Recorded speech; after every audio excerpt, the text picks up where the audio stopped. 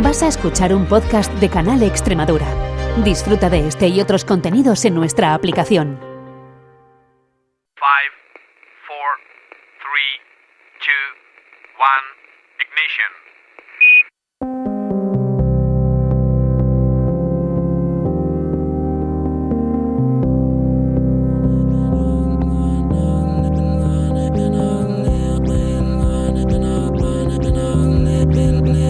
En Canal Extremadura Radio comienza Principio de Incertidumbre, con Jorge Solís. Bienvenidos a Principio de Incertidumbre, el espacio de investigación y ciencia de Canal Extremadura Radio.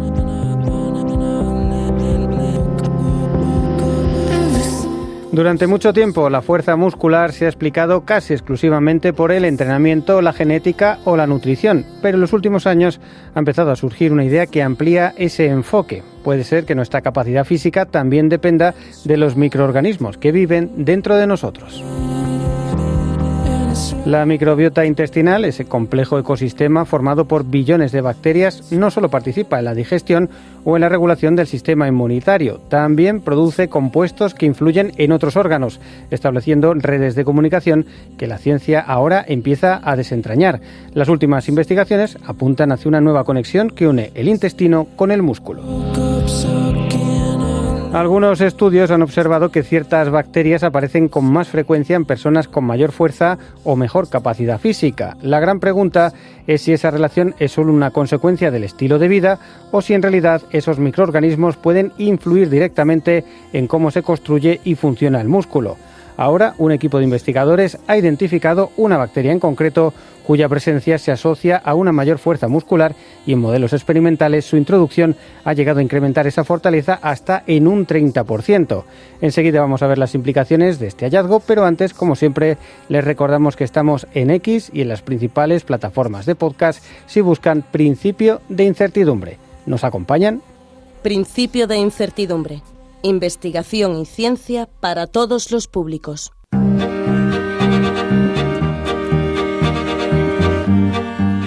La microbiota intestinal es el conjunto de microorganismos que habitan en nuestro intestino y que desempeñan funciones clave en el organismo, desde la digestión de los alimentos hasta la regulación del sistema inmunitario o la producción de metabolitos que se comunican con otros órganos. En los últimos años, la ciencia ha demostrado que su influencia va mucho más allá de lo que se pensaba, dando lugar a conceptos como el eje intestino-cerebro. Ahora, esa red de conexiones se amplía con una nueva hipótesis, la existencia de un eje intestino-músculo, es decir, la posibilidad de que determinadas bacterias intestinales no solo estén asociadas a una mejor condición física, sino que puedan influir directamente en la fuerza muscular. Estudiar esa relación no es sencillo. En humanos, muchas de las evidencias son observacionales, lo que dificulta establecer si la microbiota es causa o consecuencia de una mejor forma física. Para resolver esa duda, un equipo de investigadores ha combinado análisis en personas con experimentos en modelos animales, aislando bacterias concretas y evaluando su efecto directo sobre el músculo.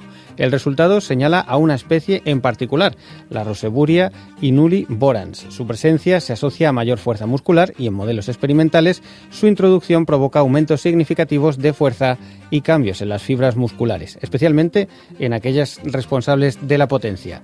Además, el mecanismo parece implicar una alteración en el metabolismo de los aminoácidos, lo que abre nuevas vías de investigación sobre cómo el intestino puede modular el rendimiento físico. Así que para conocer los detalles de este trabajo tan interesante y prometedor por muchos motivos, nos acompaña Borja Martínez Tellez, que es investigador en la Universidad de Almería, investigador Ramón y Cajal y autor de este trabajo que se acaba de publicar en la revista GAT.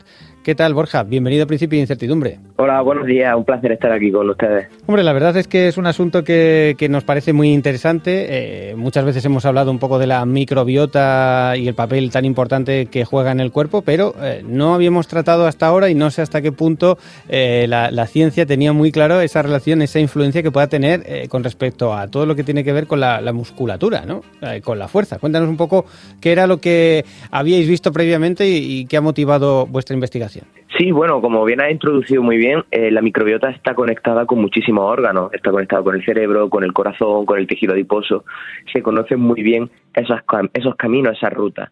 Pero desde que empezó el boom de la microbiota se hablaba de que existía un eje con el músculo, pero la gente no llegaba a demostrar realmente cómo era esa relación, ¿no? Es decir, sí, tiene que haber una relación, porque igual que existe con otros órganos, tiene que estar con el músculo, pero cómo y por qué ocurre esa relación en la biología no estaba bastante clara, ¿no?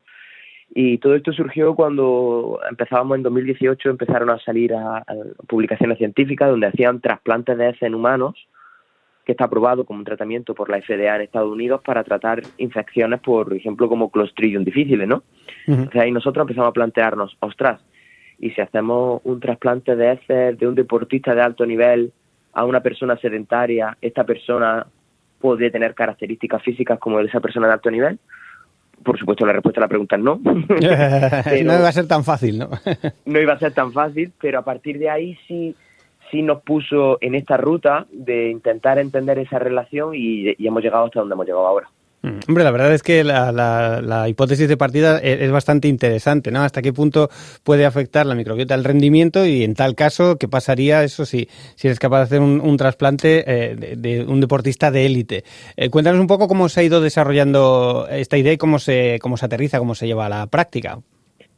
Pues como siempre, estas ideas surgen en momentos donde uno menos se lo espera, ¿no? Y fue en un bar donde estábamos hablando unos compañeros sobre eso, ¿no? Decir, ostras, se han aprobado los trasplantes de heces en estas personas, es súper efectivo, y nos preguntábamos, ¿y cómo se hace un trasplante de heces, no? Que eso es lo que pensará todo el mundo, claro, ¿no? Entonces, cuando tú ves las heces, las heces están compuestas, esa microbiota está compuesta de microorganismos buenos y sobre todo hay mucho patógeno.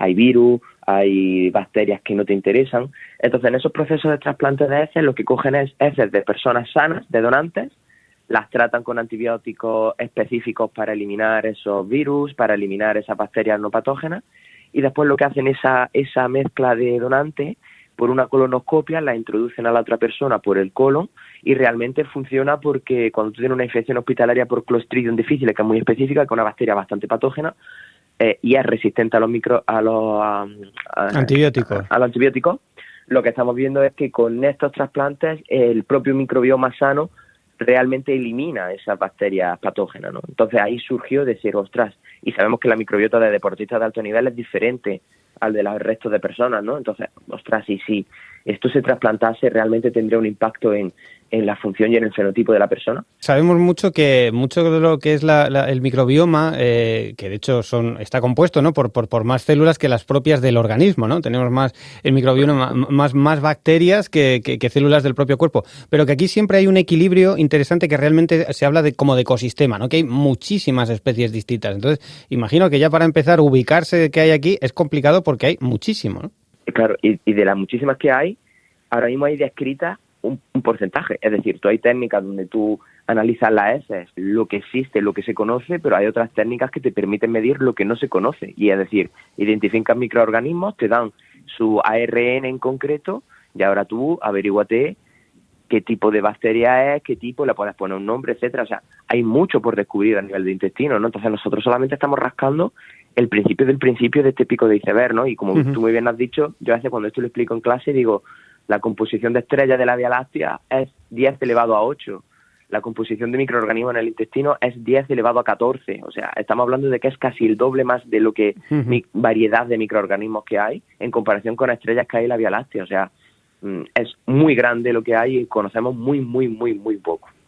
Claro, entonces aquí en este caso, si a vosotros os interesaba en concreto, pues eso, el rendimiento muscular, ¿cómo se opera? Vamos a intentar identificar cuál puede ser la candidata más interesante, si es que hay alguna relación, porque luego nos dirás también eso cómo demuestras la causa o el efecto.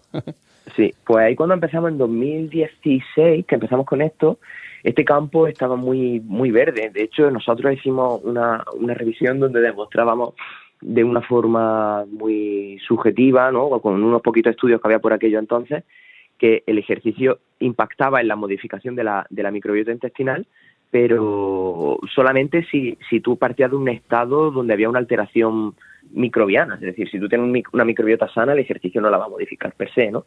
Y siempre lo poco que había por aquello entonces era en esa dirección, y ahí nosotros nos planteamos, ostras, ¿qué puede haber en esa dirección del eje intestino-músculo, ¿no?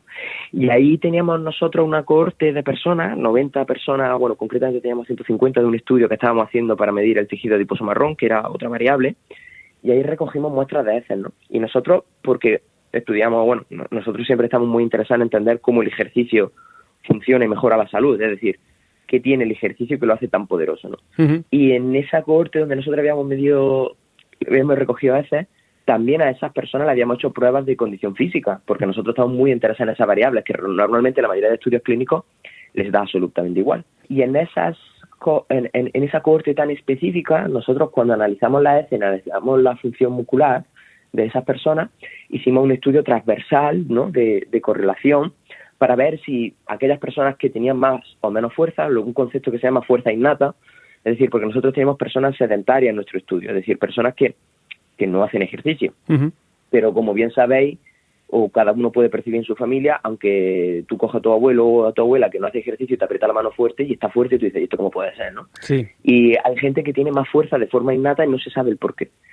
Nosotros ahí, al indagar en esa pregunta, vimos que había una relación entre diferentes tipos de bacterias, a nivel de género sobre todo, con diferentes parámetros de fuerza muscular. Y decimos, esto no lo esperábamos, ¿no? Y empezamos a revisar literatura y vemos que en este caso el género Roseburia, que era el género que a nosotros nos interesaba, género es como explicarlo como si fuese la familia. Yo, si por ejemplo me llamo Borja Martínez, pues es como la familia Martínez, ¿no? Uh-huh. La familia Martínez está compuesta de mi padre, de mi madre, de mi hermano, y todos son Martínez, ¿no? Pues en este caso el Roseburia es un género donde está compuesto de diferentes especies, diferentes bacterias, ¿no? Y ahí vimos que ese género se asociaba, vamos a la literatura y vemos que había estudios en mujeres con anorexia nervosa, niños con parálisis cerebral, personas con sarcopenia, es decir, fenotipos donde hay poca masa muscular, uh-huh. Y ellos describían que este género no estaba presente.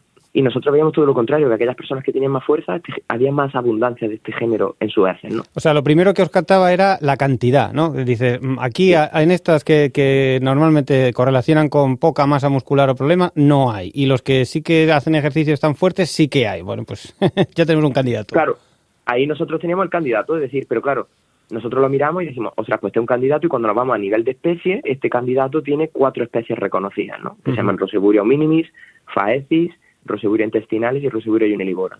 Después nos vamos a nivel de especie, y a nivel de especie vemos qué relación hay con ese fenotipo, con esa variable de fuerza muscular. Y ahí aparecen 2.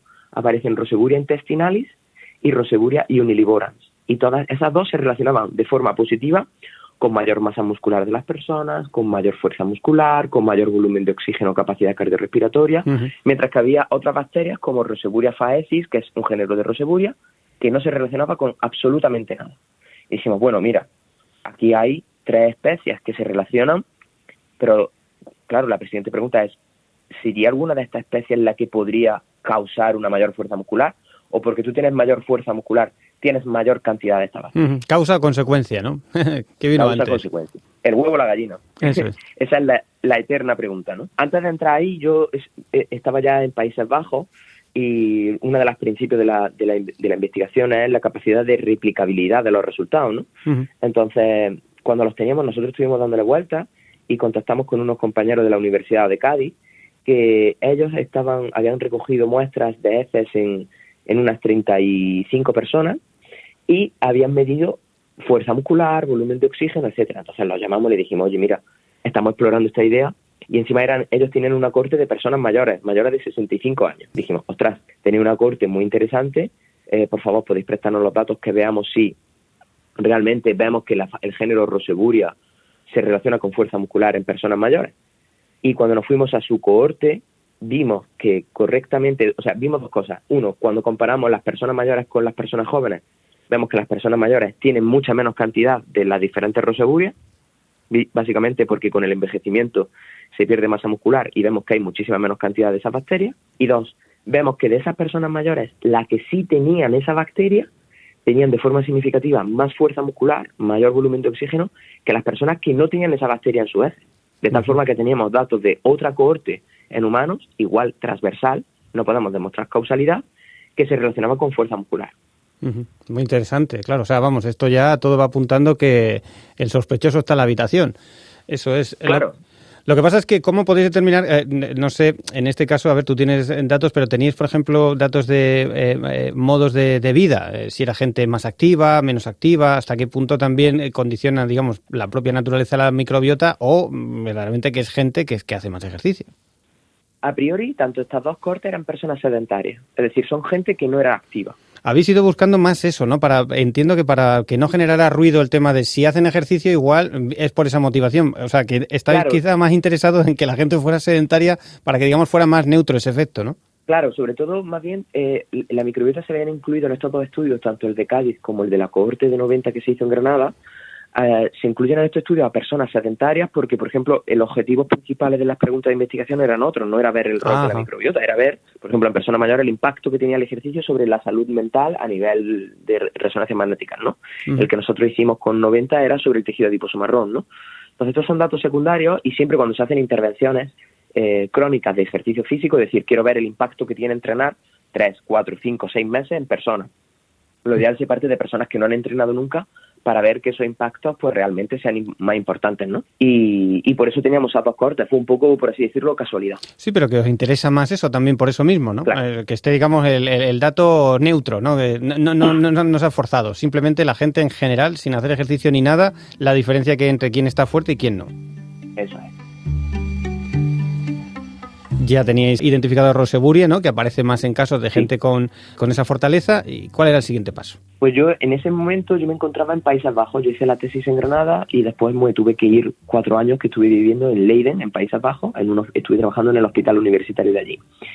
Y allí yo tenía a mi mentor, que se llamaba Patrick Rensen, y yo me senté con él y le contaba la idea. Y dice, bueno, ellos son especialistas en Holanda en hacer estudios en ratones. Y me dice, bueno, esto es interesante. Y me dice, necesita otra cohorte para replicar el resultado. Y pues yo me caliento la cabeza, busco la otra cohorte, lo replico y ya le digo, mira, ya ahora hay una opción de hacer un estudio causal en ratones. Es decir, si nosotros damos, como tenemos 3 especies identificadas dentro del género, yo tenía dudas entre Uniliboran y Intestinalis, porque esas dos bacterias son muy parecidas en genotipo, comparten como el 96% del genoma. Uh-huh. Entonces, puede ser que con la secuenciación pueden que no se identifiquen bien, etcétera. Había 2 que se relacionaban. Y había una claramente que no, que era Roseburia faecis. Entonces yo le dije, vamos a hacer un estudio en ratones, donde inyectamos estas mismas cepas concretas, porque se podían comprar en biobancos para investigación. Hacemos un estudio en ratones donde a estos ratones les damos la bacteria y vemos si se ponen más fuertes o aumentan su masa muscular. Mi jefe en Holanda al principio se ha puesto y dice, eso no va a salir, porque no creo que una sola bacteria pueda tener impactos tan importantes en el metabolismo, ¿no? Eso es lo que estaba diciendo por aquello entonces todo el mundo, ¿no? Entonces me dijo, hay que buscar un poco de financiación. Entonces yo preparé allí una serie de becas que había en Países Bajos, conseguimos financiación, unos 35.000 euros, uh-huh. Y entonces ya iniciamos el proyecto en ratones, ¿no? En ratones, como la cohorte que donde nosotros lo veíamos eran personas sanas, dijimos coger ratones sanos para irnos al fenotipo más complejo. Es decir, si tú coges un ratón que está enfermo y le hace algo que a priori va a ser beneficioso, obviamente va a mejorar, ¿no? Pero claro, nosotros dijimos, vámonos a ratones que están bien, porque es lo que estamos viendo nosotros, que las personas que están bien tienen mayor cantidad de bacterias, están más fuertes. Yo me quiero ir a ese ejemplo. Cogimos ratones que estaban bien y cogimos las 3 bacterias, la Roseburia Uniliboran, Intestinalis y Faecis, y las cultivamos in vitro. Teníamos que hacer unos cultivos in vitro. Estas bacterias tienen la jodienda de que son completamente anaeróbicas y quiere decir que como estén expuestas a oxígeno, mueren. Pero vamos, claro, es muy difícil, ¿no? Ya nos lo han dicho otros investigadores, que es un problema de trabajar con la bacteria, con la microbiota, es mantenerlas en laboratorio y demás, que es muy delicado, ¿no? Complicado.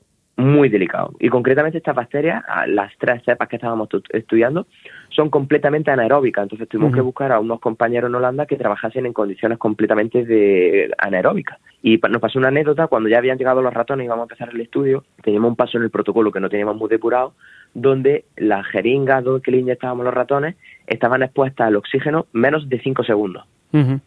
Pues bien, luego hacemos nosotros controles de calidad para ver que las bacterias estaban vivas y nos dimos cuenta que todas estaban muertas a días de empezar el experimento. Y no sabíamos muy bien por qué hasta que identificamos que había un paso del protocolo donde estaban expuestas menos de 5 segundos de oxígeno y morían absolutamente todas. Fíjate. Entonces ahí tuvimos que replicar, aumentar y de hecho teníamos ya las bacterias en la jeringa completamente en un estado donde no había entrado oxígeno y ya estábamos preparados para hacer el estudio en ratones. Y cuéntanos un poco cómo es, porque lo que no sé es si este cultivo, la introducción de estas bacterias en ratones, previamente habíais acabado con la microbiota de los ratones o cómo funcionaba. Aquí hay varias formas, porque pasó también una cosa curiosa, y es que estas roseburias concretamente que estamos estudiando no se encuentran en ratones de ninguna de sus formas. Un ratón y un humano somos 2 especies diferentes y uno de los problemas que hay ahora mismo con la biología actual es que el 80% de los estudios que se encuentran o los mecanismos que se descubren en el ratón no son replicables en humanos. Es decir, estamos diciendo que si solo nos centramos en estudiar ratones, el 80% de lo que descubras no va a funcionar en el humano porque somos especies diferentes. Entonces, teniendo esa premisa en mente, que es una cosa que en Holanda estaba muy concienciado, nosotros dijimos, bueno, vamos a aplicar bacterias que no están en el humano, que no están en el ratón, perdón, pero que realmente nosotros queremos ver la causalidad. Entonces, lo que hicimos, hay diferentes técnicas, pero lo que principalmente nosotros optamos por hacer un lavado con antibióticos de 2 semanas previas. Esto tiene cierta crítica hasta cierto punto, pero cuando tú estás introduciendo un microorganismo que no es específico del ratón, si tú lo añades sin hacer ese proceso de antibióticos, ese microorganismo no va a pasar por ahí de ninguna de las condiciones, porque es un patógeno. Entonces decidimos aplicar 2 semanas de antibióticos para decir, partimos de un punto igual, neutro, y el estudio lo dividimos en 4 grupos. Un ratón que lo tratábamos con suero fisiológico, uno que le dábamos la Roseburia faecis, que veíamos que no se asociaba en humanos, pero queríamos tener un control negativo, otro que le dábamos Roseburia intestinalis, que era que veíamos que se asociaba, pero no sabíamos muy bien si iba a ser intestinal o Unileborans, aunque Unileborans era la que nos daba la pista, y un grupo de ratones que tomaban Unileborans. Entonces, a este estudio nosotros le dábamos lavados gástricos, le introducíamos una jeringa por el esófago al ratón, 3 días en semana, lunes, miércoles y viernes, durante 8 semanas, 2 meses. Y durante estos 2 meses nosotros le medíamos al ratón composición corporal y le medíamos fuerza muscular al ratón. Esto es algo curioso que todo el mundo le llama la atención porque dices, ¿tú cómo le mides la fuerza muscular a un ratón? Y es una técnica un poco rara, porque es rara porque consiste en que hay como una rejilla, como si fuese una parrilla de una barbacoa, ¿no? Donde el ratón se agarra con las 2 patas delanteras a esa rejilla y tú le tiras de la cola hasta que el ratón se suelta. Ajá. Entonces, el ratón por el reflejo va a tener más tiempo de agarre, de grip, va a poder agarrar más sus 2 patitas delanteras y tú conforme más le tiras de la cola, más le cuesta soltarse. Claro. Si está más fuerte, el ratón se agarra más y luego te marcan los newtons. Es decir, ¿cuántos newtons tarda el ratón desde que tú le tiras de la cola en soltarse? Entonces nosotros hicimos esas mediciones al principio, a las 4 semanas, y sorprendentemente a las 4 semanas vimos que la fuerza aumentó un 30%. Vaya. Y ahí fue cuando decir, ostras, esto no, o sea, era un poco parte de la hipótesis, pero yo no me esperaba que fuese así de bien. Y tanto, tan rápido y tan notable, ¿no? Claro. Y tan notable, es decir, nosotros medimos a las 4 semanas, pero porque estaba planificado, es decir, la duda que nos entra ahora es, ¿qué pasa si hubiésemos medido a las 2 semanas, o a la semana, o a las 3 semanas? Es decir, nosotros tardamos un mes, porque si esto tiene que haber efectos que tarden tiempo. Claro. Y a partir de ahí modificamos protocolo y incluimos mediciones a las 6 semanas y a las 8, y veíamos que esa fuerza se mantenía. No aumentaba, sino que se mantenía. Sí, que era como un factor del 30% y una vez que lo adquiere se mantiene estable. Eso es. Se mantenía. Y eso lo veíamos en el grupo tratado de Roseburia y Unileborans y en ninguno de los otros 3 grupos. O sea, nosotros teníamos 3 controles negativos y vimos que específicamente era de eso. Claro, aquí también entra el debate, ¿no? Aunque nosotros estábamos double blinded, es decir, no sabíamos lo que queríamos encontrar, pero existe una opción de que alguien te puede criticar y te dice, bueno, es que depende de cómo tú tiras de la cola, el ratón se puede agarrar más o menos. Es decir, el protocolo tiene limitaciones, ¿no? Entonces, cuando una vez terminamos el experimento, nosotros se sacrifican a los ratones y extraemos órganos, donde los órganos analizamos metabolitos en este caso y intentamos entender los mecanismos de acción. Por suerte ya todos estos procesos de análisis se hicieron triple ciegos, nosotros mandábamos las muestras al laboratorio y la gente no sabía lo que estaba analizando y veíamos que de forma consistente los ratones que habían estado tratados con la Unileborans, que era la que aumentaba la fuerza, empezamos a ver cosas en el metabolismo del animal. Cosas del estilo como, por ejemplo, Roseburia famosa en que produce ácidos grasos de cadena corta como el butirato. Pero también creemos que hay un punto reduccionista donde todo el mundo se está centrando en ácidos grasos de cadena corta y se olvida de que hay más cosas que están pasando. Es decir, ¿por qué todo no va a ser todo ácido graso de cadena corta? Es que no puede serlo. ¿Por qué? Por 2 motivos. Los ácidos grasos de cadena corta en el humano tienen un rol bastante diferente al del ratón. Ajá. Entonces no tiene por qué ser todo butirato y especialmente si tú te vas al humano, tú miras los niveles de butirato sanguíneo y son súper mega bajos porque se absorbe todos los colonocitos. En el humano parece ser que es el acetato el más predominante. Entonces, ¿por qué no estaríamos sesgando en eso? De hecho, yo estaba sesgado en este experimento y yo pensaba que los efectos iban a ser de producción de butirato, porque Roseburia y Unileborans es famosa por eso. Claro. Pero claro, nuestra sorpresa fue que cuando analizamos en heces, vimos que los niveles de butirato eran exactamente los mismos. Y dijimos, ostras, entonces esto... Sí, no ha habido cambio, claro. Lo que se sabe de la microbiota es que las bacterias hacen algo, pero el simple hecho de estar en la bacteria no va a hacer magia que tú tengas fuerza, sino tiene que producir algo. Claro. En este caso, se sabe que son metabolitos. Entonces nosotros estábamos locos por intentar identificar qué metabolito podía estar explicando esto, ¿no? Uh-huh. Y ahí empezamos ya, abrimos un poco el punto de mira, ¿no? Porque no era ácido graso de cadena corta, lo abrimos y empezamos a medir aminoácidos y vimos una cosa sorprendente, y es que esta bacteria hacía que había muchísima concentración de aminoácidos en el intestino que bajaban y otros que subían. Es decir, de una forma específica, esta bacteria modifica la composición de aminoácidos en el intestino. Uh-huh. Es decir, los consume y los produce. Ya luego empezamos a estudiar más literatura, estuvimos hablando con gente que eran expertos en esta bacteria y me han dicho, no, es que esta bacteria, la gente dice que es famosa por producir butirato, pero porque la gente está sesgada. O sea, uh-huh, esta bacteria produce y consume aminoácidos. De hecho, produce y consume aminoácidos esenciales, que se decían siempre que los aminoácidos esenciales se incorporan en el organismo por la dieta. Pues no, hay bacterias en el intestino que los producen. Entonces, ahí ya cuando estuvimos analizando, ya vimos que era todo relacionado un poco más con los aminoácidos y decidimos hacer, tanto en el plasma de los animales como en los músculos, análisis de proteómicas para medir todo lo relacionado con el metabolismo de proteínas, y vimos que de forma sistémica, en sangre, la producción de aminoácidos descendía y la digestión también. Es decir, parece ser que el hígado produce más aminoácidos y la bacteria los estaba consumiendo dentro del intestino. Y también vimos que el hecho de que tú hubiese mayor disponibilidad energética de aminoácidos, el músculo los cogía.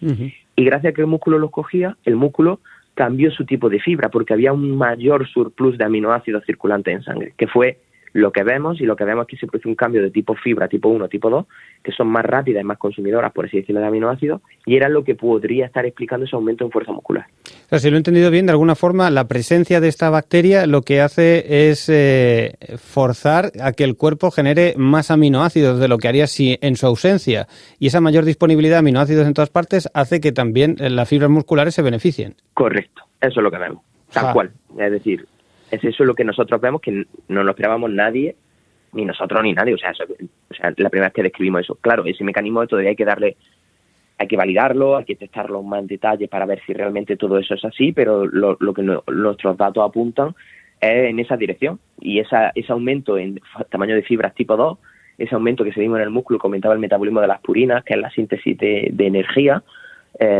vemos que todo eso aumenta, y eso está demostrado que esos cambios explican mayor fuerza muscular. Vaya. O sea que de alguna forma es porque hay más disponibilidad, ¿no? En el cuerpo, sí, para construir mejores estructuras, estas fibras que son más las que vinculamos con la fuerza, las más explosivas, y que encima son las fibras tipo 2 las que desaparecen con la edad. O sea, precisamente las que convendría mantener la gente mayor, por ejemplo. Correcto. Entonces, eso ahí vemos que coincide con que las personas mayores tienen menos fibras tipo 2, y coincide con el estudio que nosotros vimos en Cádiz. Es decir, las personas mayores vimos que no tenían esta bacteria, tenían menos fuerza muscular. A priori no lo sabemos, pero quizás podrían tener menos cantidad de fibras tipo 2. A priori la evidencia dice que sí. Nosotros en nuestra corte no lo analizamos tal cual. Uh-huh. Pero si unimos las piezas del puzzle, todas indican esa dirección.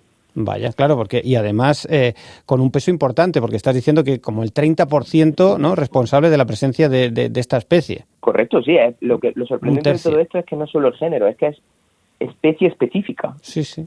Porque tenemos otras especies que tienen comparten el 95% del genoma, como la intestinalis, y nosotros en ese grupo no vemos absolutamente nada, pero ni cambios de metabolitos en el plasma. Es decir, es esta muy concreta. Eso, claro, al fin y al cabo es una fortaleza del estudio el hecho de que nosotros hacemos tantos controles negativos, porque no tanto estamos demostrando el efecto por el hecho de que esté, sino que estamos demostrando que con otras condiciones donde hay bacterias muy parecidas, no está. No se da ese efecto. Ese 5% de diferencia que tienen que tener esas dos especies concretas es lo que estaría explicando ese beneficio. Específicamente la Inulini borans, la Roseburia Inulini borans. Pues la verdad es que esto es un hallazgo impresionante. Claro, tenéis aquí un potencial tremendo, ¿no?, para un montón de cosas, pero claro, ¿para qué puede servir y para qué no? ¿O en qué punto estáis? Que quizá sea lo más interesante, llegados a este punto, tener un candidato para mantener o incrementar la potencia un 30%. ¿Esto se podría hacer en gente sana, en mayores? ¿Cómo? ¿O en qué punto estáis? Claro, ahora la siguiente pregunta es la que tú dices, ¿no? O sea, nosotros hemos sacado este estudio y hemos tardado 8 años en sacarlo. Es decir, es un proceso largo, hemos aprendido muchísimo, y nosotros hemos podido conseguir patentar la función. Es decir, hemos conseguido registrar que la aplicación de Roseburia y Unilivorans puede impactar en la fuerza muscular, ¿no? Entonces, en paralelo estamos hablando con diferentes empresas ahora mismo, diferentes, algunas son multinacionales, donde estamos cerrando la posibilidad de licenciar la patente y, sobre todo, en desarrollar un producto, un probiótico, un producto nutracéutico que conlleve o que lleve esta bacteria en formato vivo o muerto, ¿no? Ahora, por supuesto, y es muy importante, falta un estudio que estamos esperando poder hacer próximamente en humanos, un ensayo clínico fase 1, donde a nosotros, a personas, en este caso a lo mejor personas mayores o personas con falta de fuerza muscular, les suplementemos con esta bacteria y veamos si realmente hay un impacto en su fuerza muscular. Es decir, lo que nosotros hemos visto que esta bacteria está en el humano, pero la causalidad la hemos demostrado en ratones, no en humanos. Claro, falta esa parte. Falta eso de el suplemento, ¿no? Aportar estas bacterias, a ver si tiene también esos efectos al igual que en ratón. Y luego también entiendo que es muy complicado, nos contabas antes, el cultivo de microorganismos, de bacterias es difícil, pero también repoblar un intestino es un poco difícil, ¿no? También tendría que haber como un aporte constante quizá desde fuera hasta que se produjera una colonización, si se produce, ¿no? Sí, yo soy de Jaén y esto lo explico a veces como un campo de olivos, ¿no? Es decir, tú puedes tener el peor o el mejor campo de olivos, pero la tierra que tú tienes es mala y tú tienes la mejor semilla del mundo y tú la lanzas, no va a crecer, porque el ecosistema y el entorno que hay no es bueno, mientras que si tú a lo mejor tienes una tierra muy buena en un sitio muy malo, súper escarpado, etcétera, y tú plantas ahí una semilla muy mala, te va a salir muy buen fruto, te va a salir muy buen árbol, ¿no? Entonces, aquí pasa algo parecido. Si tú, lo primero que hay que evaluar es por qué no tienes esa bacteria en el intestino, qué pasa para que no esté, y a partir de ahí empezar a hacer un cambio de comportamiento en cierto tipo de factores para que cuando nosotros empecemos a plantar esa semilla sea capaz de colonizar. Si no, va a ser un efecto transitorio. Es decir, nosotros hemos visto en ratones, por ejemplo, que la bacteria no coloniza el intestino del ratón, pero es que es obvio que no lo colonice. ¿Por qué? Porque es una bacteria que no es específica del ratón. No tiene sentido que una especie bacteriana propia del humano colonizase el intestino del ratón, ¿no? Entonces, ahí esos pasos tenemos que averiguar y hacerlo con mucha cautela, porque esto es algo prometedor, pero hay posibilidad alta de que falle en el humano y que no sea posible, ¿no? Entonces hay que ser cautos en los pasos que hay que dar en esa dirección. Claro, también un poco explicar por qué con la edad la presencia de esta bacteria es menor, que eso también es una cosa que habéis visto, ¿no? ¿Qué puede suceder con el tiempo que hace que la Roseburia inulinivorans desaparezca o disminuya? No lo sé, la verdad. Es decir, cuando nosotros nos hemos planteado esa pregunta, ¿cuáles son los factores que hacen que esa bacteria desaparezca? No tenemos ni idea.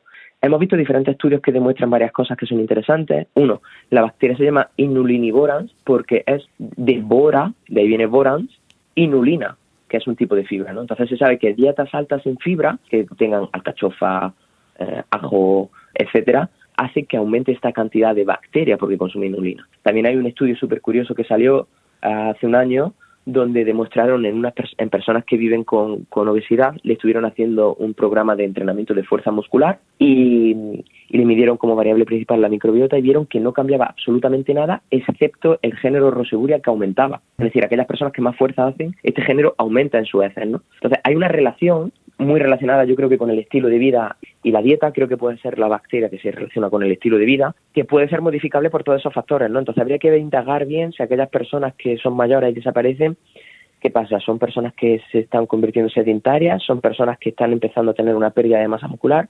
¿Son personas que se mueven menos? Para intentar identificar esos factores y aún así, pues, intentar prevenir esa pérdida. O sea, como vemos, todavía tenéis por delante muchas cosas, ¿no? Muchas incógnitas ahí abiertas, pero también un recurso muy prometedor que puede servir, pues eso, por ejemplo, para el tratamiento de la sarcopenia. Correcto. Una de las teorías que tenemos es, imagínate, una persona joven que se rompe el cruzado o un deportista o lo que sea, que te operan, ¿no? Y tienes que estar un tiempo encamado. Tú pierdes mucha masa muscular y pierdes fuerza. Hay como estrategia preventiva para que tú no pierdas esa masa o esa fuerza muscular, es útil, ¿no? Pero aún queda un largo camino para trabajar e investigar. Desde el punto de vista científico, para mí me parece muy estimulante, pero también hay que mandar un mensaje de que esto hay que tener cautela porque, bueno, no sabemos si esto es válido en humano, no sabemos si esto en humano funciona. Entonces, a nosotros nos han escrito pacientes que tienen problemas de fuerza muscular diciendo que quieren participar en los ensayos clínicos, etcétera, y nosotros el mensaje es decir, estamos trabajando muchísimo para que eso sea una realidad, de poder estar testando los ensayos clínicos, sobre todo aquí en España, pero tenemos que ser cautos con los mensajes que podemos dar a día de hoy, ¿no? Y entonces, pues, no sabemos si esto va a poder ser una intervención en humanos. Creemos que sí, pero hay que trabajarla. Hay que trabajarla. Muy bien. Pues Borja Martínez Tellez, que es investigador en la Universidad de Almería, principal autor de este importante trabajo publicado en GAT. Enhorabuena por lo que habéis conseguido y mucho ánimo por lo que tenéis por delante, que es muy prometedor. Esperamos volver a repetir conversación dentro de un tiempo, ya que nos cuentes que efectivamente todo ha funcionado perfectamente y dónde vamos a poder disponer de estos suplementos. Esperamos que sí. Muchísimas gracias por tu tiempo y un placer. Hasta aquí nuestro programa de hoy. Muchas gracias por acompañarnos y hasta una nueva edición. Principio de incertidumbre @canalextremadura.es.